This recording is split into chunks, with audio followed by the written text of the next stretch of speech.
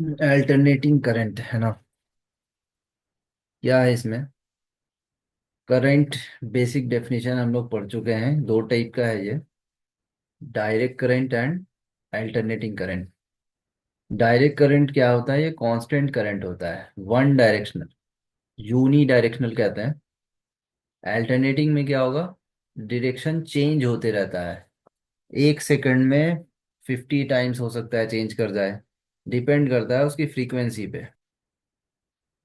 ठीक है। तो unidirectional flows in only one direction है ना। यहाँ पे क्या है देखो, इसमें ये जो डायरेक्ट करंट का ग्राफ बनाया गया है, ये क्या है? ओनली पॉजिटिव ग्राफ है इसका। मतलब इसकी डायरेक्शन हमेशा एक डायरेक्शन में है, नेगेटिव नहीं जा रहा है वो, है ना। वो इंक्रीज हो रहा है, फिर डिक्रीज हो रहा है, फिर इंक्रीज डिक्रीज हो रहा है, मैग्नीट्यूड इंक्रीज डिक्रीज हो रही है, लेकिन वो क्या है? डायरेक्शन सेम है उसका, डायरेक्शन में बदलाव नहीं हो रहा है। उसी तरह से यहाँ पे आ जाओ। ये जो तुम्हारा अल्टरनेटिंग करंट है, इसमें पॉजिटिव है देन नेगेटिव है, उसका डायरेक्शन चेंज हो रहा है, रिवर्स हो गया डायरेक्शन। नेगेटिव में जैसे ही आया, उसका डायरेक्शन अब रिवर्स हो गया। पॉजिटिव नेगेटिव क्या शो करता है? इसका डायरेक्शन शो करता है। अब यहाँ पे देख लो, ये डीसी करंट का अगर ऐसा ग्राफ है तो ये क्या बता रहा है? कांस्टेंट मैग्नीट्यूड है उसका। ठीक है। DC DC current constant magnitude भी हो सकता है, वेरिएबल मैग्नीट्यूड भी हो सकता है, लेकिन ये क्या बता रहा है? कांस्टेंट है, हॉरिजॉन्टल लाइन। दूसरे में यहाँ देखो, ये क्या है? डायरेक्ट करंट है, डीसी का है ग्राफ, लेकिन ये वेरिएबल है, चेंज हो रहा है। मैग्नीट्यूड ऊपर नीचे हो रही है ना, तो मैग्नीट्यूड चेंज हो रहा है, लेकिन डायरेक्शन सब निगेटिव है, मतलब सेम डायरेक्शन है। वेरिएबल मैग्नीट्यूड का ग्राफ ऐसा होगा डीसी का, कांस्टेंट मैग्नीट्यूड का ग्राफ ऐसा होगा डीसी का, हॉरिजॉन्टल लाइन। अब यहाँ देख लो, अगर अल्टरनेटिंग करंट है तो उसका वेरिएबल मैग्नीट्यूड वाला ग्राफ कैसा होगा? सेम इसी टाइप का है, ऊपर नीचे, बट ये डायरेक्शन चेंज कर ले रहा है, नेगेटिव में आ गया, फिर से पॉजिटिव में आ गया, फिर से नेगेटिव में आ गया, है ना। तो पॉजिटिव नेगेटिव क्या शो करता है? जैसे एक्स एक्सिस है तुम्हारा, तो ये पॉजिटिव डायरेक्शन है, ये पॉजिटिव एक्स एक्सिस हो गया, और ये अगर उल्टा जाएंगे इस साइड तो ये नेगेटिव एक्स होगा। तो वही शो करता है, ये पॉजिटिव डायरेक्शन नेगेटिव डायरेक्शन। तो ये वेरिएबल मैग्नीट्यूड है और वेरिएबल डायरेक्शन भी है इसमें। बट दूसरा अल्टरनेटिंग करंट का कांस्टेंट मैग्नीट्यूड, इसका ग्राफ कैसा होगा? डायरेक्शन तो चेंज होना ही है, अल्टरनेटिंग करंट है तो उसमें डायरेक्शन चेंज होगा, लेकिन मैग्नीट्यूड कांस्टेंट हो सकता है। देखो यहाँ पे ये कांस्टेंट मैग्नीट्यूड है, वो अचानक से डायरेक्ट चेंज हो गया डायरेक्शन, लेकिन मैग्नीट्यूड वही है। जितना यहाँ मैग्नीट्यूड था उतना ही नीचे भी है, वही मैग्नीट्यूड है सेम। +5 है या -5 है, बस यही हो रहा है। तो डायरेक्शन चेंज हो रहा है, लेकिन मैग्नीट्यूड सेम है। ऐसे बनाते हैं डॉटेड लाइन से। ठीक है। डॉटेड लाइन से इस तरह से शो किया जाता है, constant magnitude but of alternating current. ठीक है। सोर्स कैसे डिफाइन करते हैं? ये बैटरी या सेल का होता है symbol. AC source variable alternating current के लिए, वेरिएबल वोल्टेज के लिए, वेरिएबल ईएमएफ के लिए होता है ये। अल्टरनेटिंग करंट का डेफिनेशन कैसे लिखेंगे? अब ये पूछ देता है एग्जाम में, बोर्ड्स में। The current whose magnitude changes continuously, magnitude continuously change हो रही है with time, and direction reverses periodically. Direction क्या हो रहा है? रिवर्स हो रहा है, पॉजिटिव नेगेटिव। पीरियोडिकली मतलब एक something it's equal interval of time पे वो चेंज हो रहा है बार बार डायरेक्शन। ठीक है। Direct current, the current which flows with constant magnitude in the same direction. Direction भी कांस्टेंट है, मैग्नीट्यूड भी कांस्टेंट है। इस तरह से डिफाइन करेंगे इसको। चलो ये तो हुई थ्योरी। अब आते हैं मैथमेटिकल फॉर्म में थोड़ा, इसका कैलकुलेशन बेसिस पे देखते हैं। एसी करंट आई से डिनोट करेंगे, और यहाँ पे D q by d T लिखेंगे इसको, D q by d T, क्योंकि चार्ज का फ्लो चेंज हो रहा है विथ रेस्पेक्ट टू टाइम। ठीक है। एवरेज करंट अगर निकालना है, एवरेज अल्टरनेटिंग करंट, तो total charge flow by total time taken, इससे आता है एवरेज करंट। तो टोटल चार्ज कैसे निकलेगा? टोटल चार्ज निकालने का ये फॉर्मूला क्यू वाला, इसको अप्लाई करेंगे, integration of I d T. ठीक है, ये जो फॉर्मूला अभी हम लोग यहाँ पे पढ़े थे, ये I equal to d q by d t, उसको इंटीग्रेट किया डी क्यू को, तो आई डी टी आया। इसी आई डी टी को यहाँ पुट किया गया क्यू की जगह पे, क्यू की जगह पे। देन टाइम को इंटीग्रेट किया नीचे, तो यही हो गया तुम्हारा फॉर्मूला अब एवरेज करंट का। इसी को इस्तेमाल करते हैं हम लोग। अगर टोटल चार्ज डायरेक्टली नहीं मालूम है, करंट सिर्फ पता है, तो current into D T I integration, और ये टोटल टाइम से डिवाइड हुआ। जैसे कि एवरेज निकालने का और भी तरीका है, कोई वाई फंक्शन है, ठीक है, वाई फंक्शन है, डिपेंड कर रहा है किस पे, टाइम पे, तो इसका एवरेज पूछ रहा है कि वाई एवरेज क्या होगा, कैसे निकलेगा। तो इंटीग्रेशन कर देते हैं हम लोग, वाई, वाई का इंटीग्रेशन, वाई का इंटीग्रेशन करते हैं और डिवाइड करते हैं टोटल टाइम से। तो वैसे ही यहाँ पे किया करंट का एवरेज चाहिए ना, तो करंट का इंटीग्रेशन कर दिए और डिवाइड कर दिए टोटल टाइम से। ये टोटल टाइम रिप्रेजेंट करता है इंटीग्रेशन ऑफ डी टी, या चेंज इन टाइम इंटरवल। देखो यहाँ एग्जाम्पल है, सिंपल से एग्जाम्पल, आई का फंक्शन है, ये टाइम पे डिपेंड कर रहा है करंट तुम्हारा। Find the average current in 2 second. Average current in 2 second क्या होगा? तो integration of I d t, in 0 से 2 सेकेंड कर लो, integration of I d t 0 से 2 सेकेंड कर लिया, है ना, 2 सेकेंड पूछ रहा था कि 2 सेकेंड में, और टोटल टाइम कितना हो गया, ये 2 सेकेंड हो जाएगा, 2 सेकेंड आ जाएगा वो भी। आई की जगह पे 3t² जो रखे थे, उसकी वैल्यू पुट कर दिए। देन 3t² का इंटीग्रेशन करना है, सिंपल है। तो 3 कांस्टेंट है, बाहर हो गया वो, t² का t³ बाई 3 होता है, तो वो t³ हो गया। देन उस पर लिमिट लगाएंगे, lower limit and upper limit. उसको फिर इस तरह से लोअर लिमिट रखे टी की जगह पे,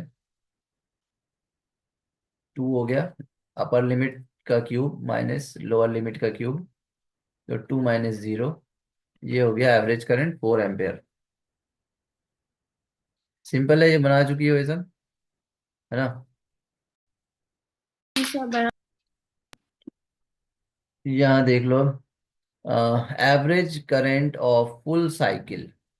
फुल साइकिल कहाँ से कहाँ तक होगा? एक साइकिल ये हुआ, ये दो यहाँ तक, फुल साइकिल ये हुआ, ठीक है, एक पॉजिटिव और एक नेगेटिव मिला करके फुल साइकिल होता है, फुल वेव कहलाता है ना। यहाँ से चला, ये यहाँ आया, ये यहाँ आया, वापस से सेम पोजीशन पहुंच रहा है, ये वाले पोजीशन पे, तो ये हो गया तुम्हारा फुल साइकिल। इसका एवरेज क्या होगा?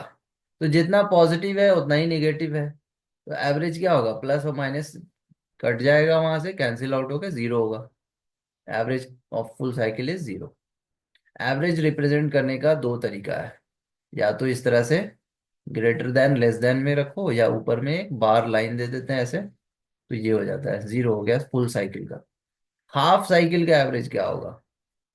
हाफ साइकिल का, तो जो एम्पलीट्यूड होता है, एम्पलीट्यूड देखना पड़ेगा कि क्या है। यहाँ पे एम्पलीट्यूड 2 एम्पेयर दिखा रहा है, अगर 3 एम्पेयर होता तो 3 हो जाता। तो हाफ साइकिल तो यही है ना, पॉजिटिव वाला, इसका हाफ साइकिल, इसका एवरेज क्या है? तो करंट तो यही है, इसका एवरेज यही हो जाएगा।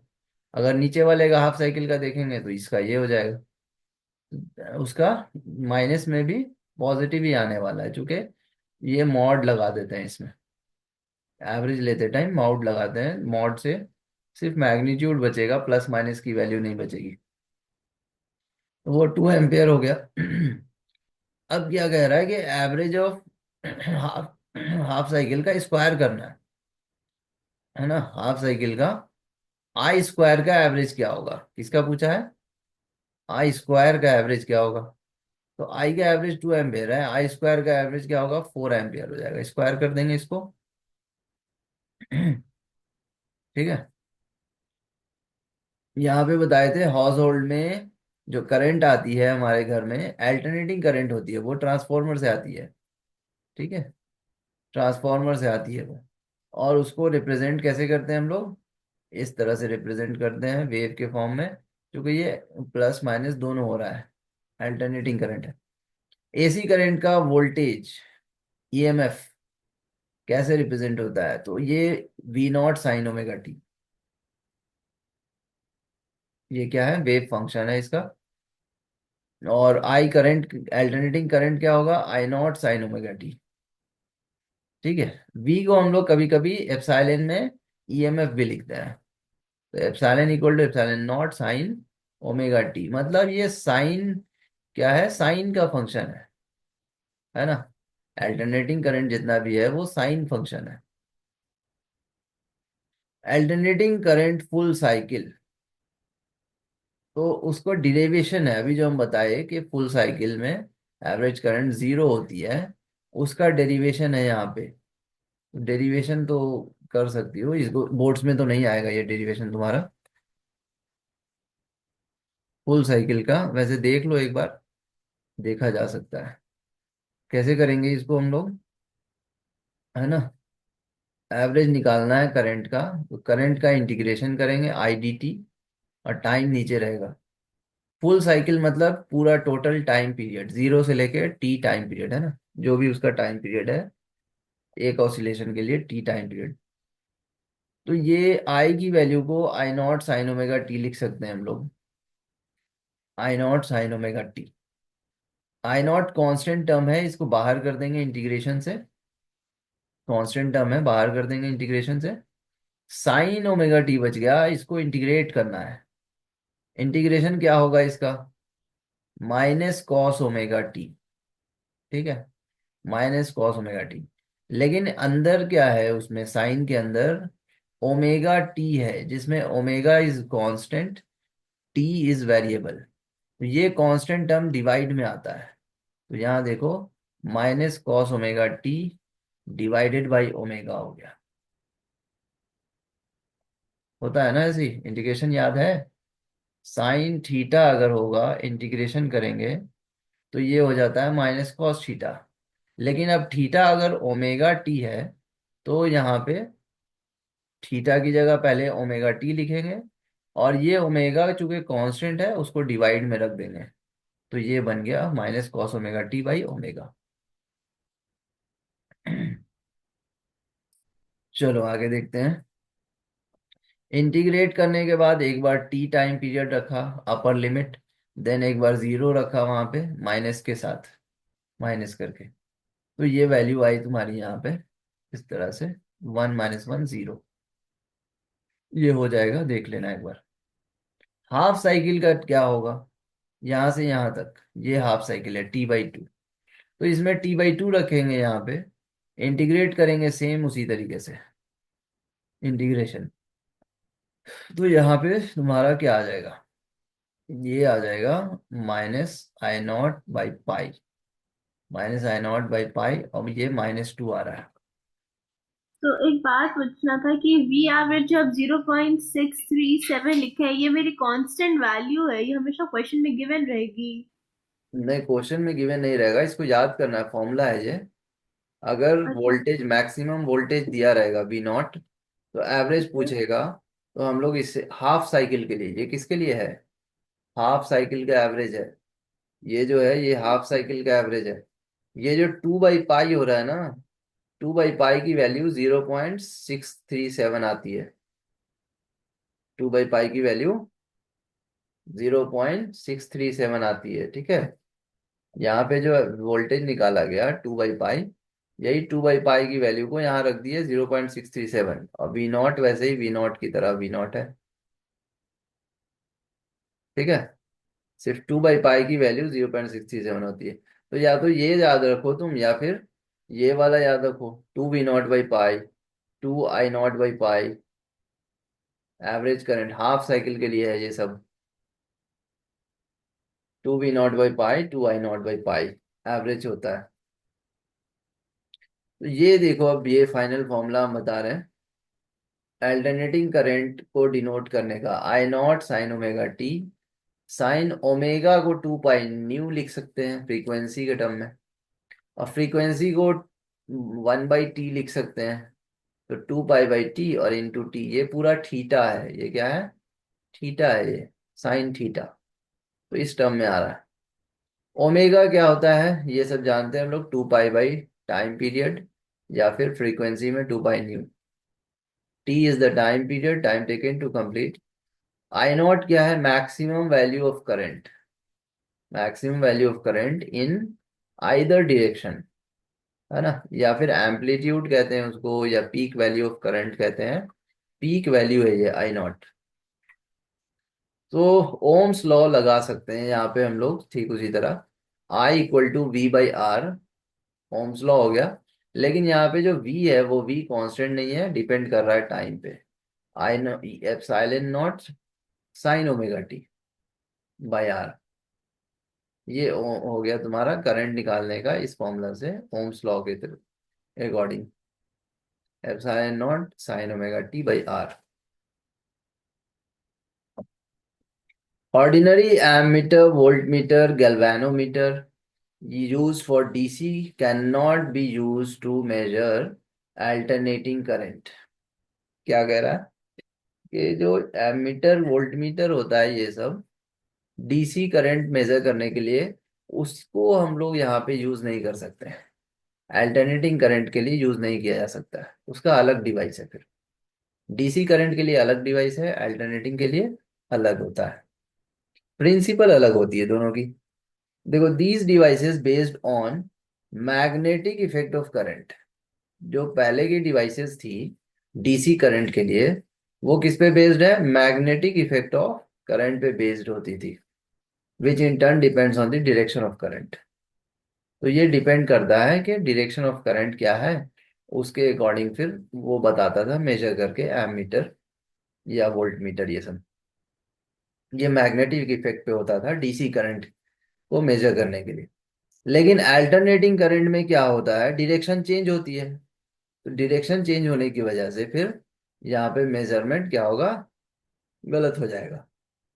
We can measure AC by using hot wire. Hot wire ammeter use किया जाता है। क्या यूज करते हैं, hot wire ammeter, which is based on heating effect पे होती है ये मैग्नेटिक इफेक्ट पे था डीसी के लिए। बाकी इसके लिए जो डिवाइस बनती है वो हीटिंग इफेक्ट ऑफ करंट के लिए बनती है। This effect is independent of the direction of current. तो हीटिंग जो होता है वो हीटिंग डायरेक्शन पे डिपेंड नहीं करता है, इसीलिए यहां से क्वेश्चन पूछता है तुम्हारा आरएमएस वैल्यू क्या है। आरएमएस का full form root mean square, लेकिन लिखा गया है इसमें पहले रूट, बट हम लोग करते हैं पहले स्क्वायर। क्या करते हैं, पहले स्क्वायर कर लो, उसके बाद फिर एवरेज कर लो, मीन, मीन का मतलब एवरेज, एवरेज करने के बाद फिर रूट लगाओ उस पे, तो मिल जाएगा root mean square value of current या वोल्टेज। ठीक है, पहले क्या करेंगे, पहले करेंगे हम लोग एस बाद में है ना, एस लास्ट में है तो स्क्वायर पहले करेंगे, then mean, average, then root. तो आई का पहले स्क्वायर हो गया, आई का स्क्वायर हो गया, देन फिर एवरेज लगाया दोनों तरफ से स्क्वायर करके, उसके बाद रूट लगाया। तो ये वैल्यू निकल के आती है आरएमएस करंट। वी का पहले स्क्वायर कर दिया, फिर एवरेज लगा दिया, देन रूट लगा दिया, तो वी आरएमएस हो गया ये। ठीक है, V equals to V naught sine omega t. V equals to,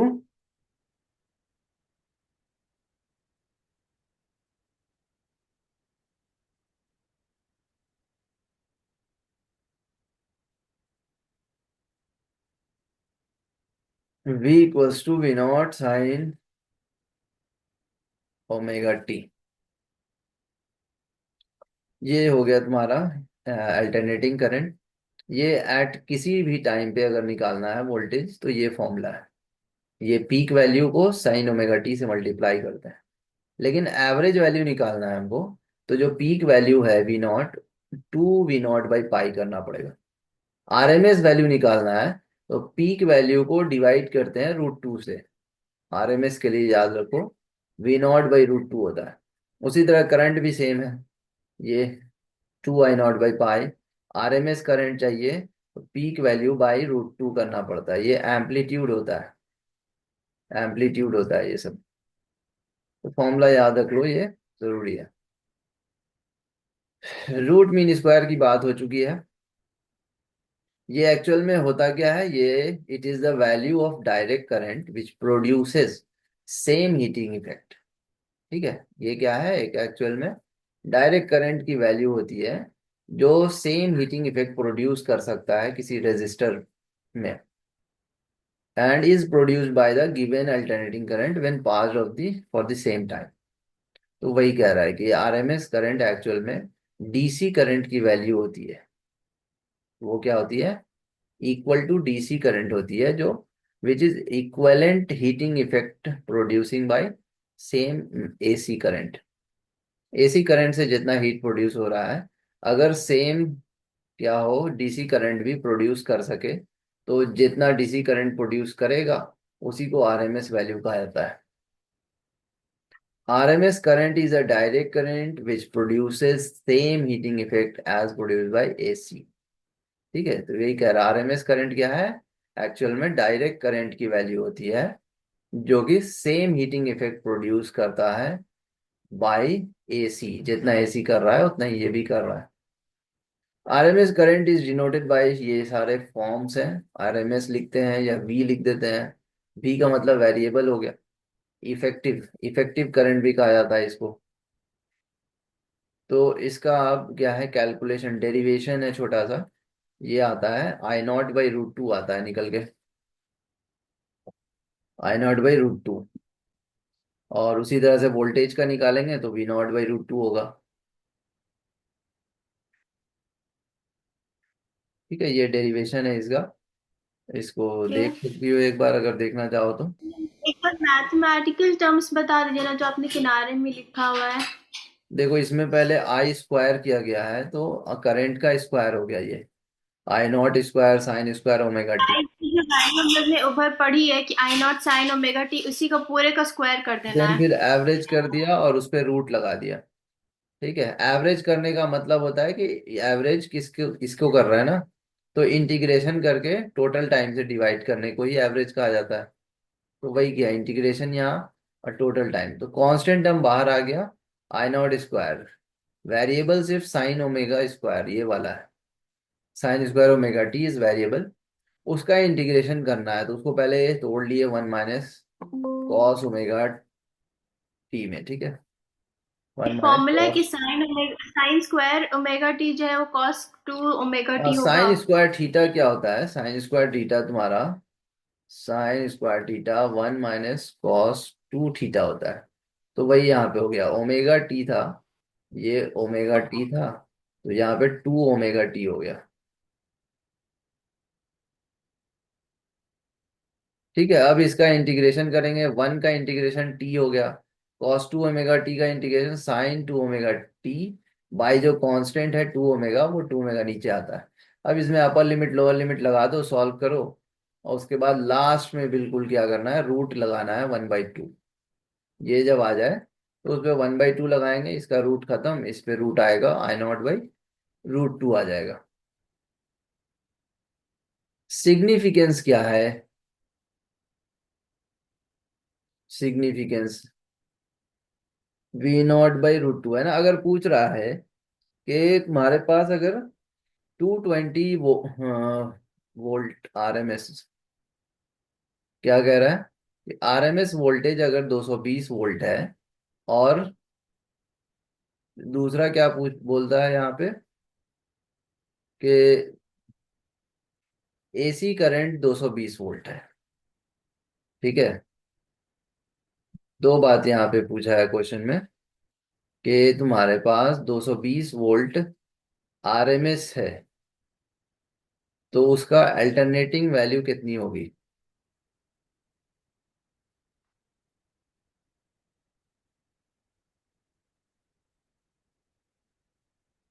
alternating current उसमें कितना वैल्यू आएगा? 220 वोल्ट आरएमएस का मतलब, अगर अल्टरनेटिंग निकाला जाए तो V0/√2 फॉर्मूला होता है Vrms का। तो यहाँ से V0 कितना आ रहा है? 311 वोल्ट आ रहा है। मतलब अल्टरनेटिंग करंट वहां पे कितना है? 311 वोल्ट है। ठीक है।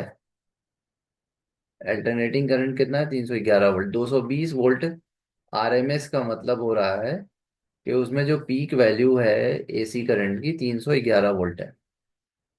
जैसे देख लो, एक ट्रांसफॉर्मर है, वहां से घर में हमारे हाउस होल्ड में करंट आ रहा है। ठीक है। यहाँ पे हॉट वायर एमीटर से हम लोगों ने करंट मेजरमेंट किया, तो वहां पे क्या पता चला कि 5 एम्पेयर करंट है ना, 5 एम्पेयर करंट है।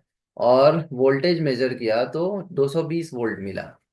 तो ये जो हॉट वायर एमीटर हम लोगों को बताता है, वो आरएमएस वैल्यू बताता है किसी करंट का या वोल्टेज का। ठीक है। डिवाइस हम लोगों को क्या करता है? आरएमएस वैल्यू बताता है। और आरएमएस वैल्यू हम लोग जानते हैं कि डीसी करंट की वैल्यू होती है, या डीसी वोल्टेज होता है, इक्विवेलेंट टू दैट एसी। तो यहाँ पे अब क्वेश्चन सॉल्व करने के तरीके बताए गए हैं कि अगर वी गिवन नहीं है क्वेश्चन में, कि मेंशन नहीं है कि वो कौन सा वी है, which kind of V it is, average V है, या आरएमएस वोल्टेज है, या पीक वैल्यू वोल्टेज है, नहीं गिवन है ये तीनों में से, सिर्फ सिंपली लिख दिया है कि वोल्टेज है, तो उसको हम लोग आरएमएस वोल्टेज मानते हैं। क्या मानते हैं? आरएमएस वोल्टेज मानते हैं। जैसे यहाँ पे क्वेश्चन है, find RMS current for this alternating current. ये एक अल्टरनेटिंग करंट है, चूंकि टाइम पे डिपेंड कर रहा है। तो आरएमएस निकालने का तरीका क्या है? इसका स्क्वायर करेंगे, फिर एवरेज करेंगे, देन फिर रूट करेंगे, है ना। बट ऐसे जो इंटीग्रेशन से एवरेज करने का तरीका यहाँ पे अप्लाई करने से बहुत मुश्किल हो जाएगी।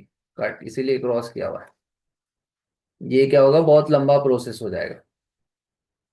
इसीलिए ये नहीं करना है, बल्कि ऐसे करना है। ये निकाला है, इसका स्क्वायर किया गया पहले, देन एवरेज किया गया, देन रूट लगाया। अब क्या है, यहाँ पे शॉर्टकट बताया गया है कि साइन पे अगर एवरेज करना है, साइन थीटा का एवरेज वो जीरो होता है, चाहे कॉस थीटा का जीरो होता है। लेकिन साइन स्क्वायर है, उसका एवरेज कितना होगा? 1/2। कॉस स्क्वायर है अगर, तो एवरेज 1/2। तो यहाँ देखो, इसको जब हम लोग ब्रेक करेंगे A+B का होल स्क्वायर में, तो यहाँ पे स्क्वायर स्क्वायर हो रहा है। तो यहाँ स्क्वायर आ रहा है, लेकिन यहाँ पे स्क्वायर नहीं आ रहा है। तो साइन स्क्वायर ओमेगा टी, इसका एवरेज हो जाएगा 1/2। साइन स्क्वायर टी 1/2 एवरेज हो रहा है, यहाँ लिखा 1/2। लेकिन यहाँ साइन ओमेगा टी है, इसका एवरेज हम लोग पढ़े कि जीरो होता है, तो इसीलिए जीरो ले लिया, तो ये पूरा टर्म जीरो हो गया।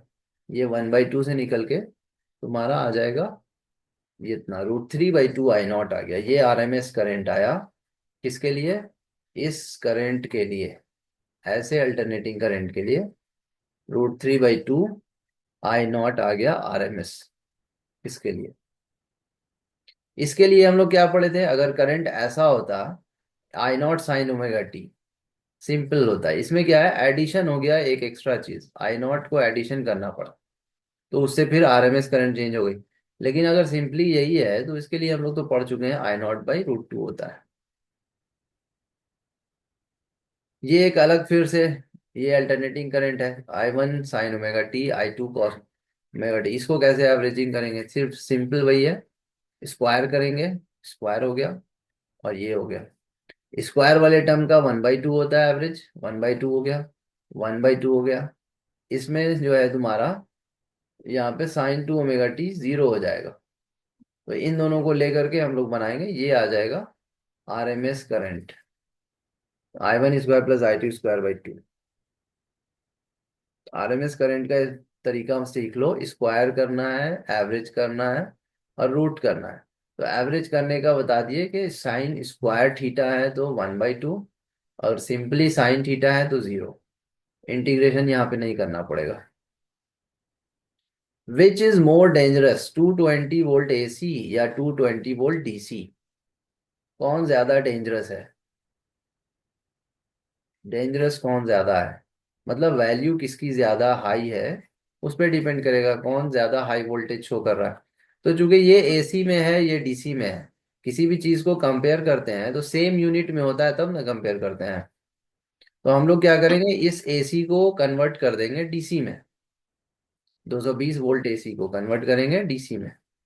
तो अभी हम लोग पढ़े थे वहां पे, ऐसे करके कन्वर्जन किया गया था कि हाँ ये आरएमएस वैल्यू होती है ये 220, यहाँ पे 220 रख दिए, फॉर्मूला V0/√2।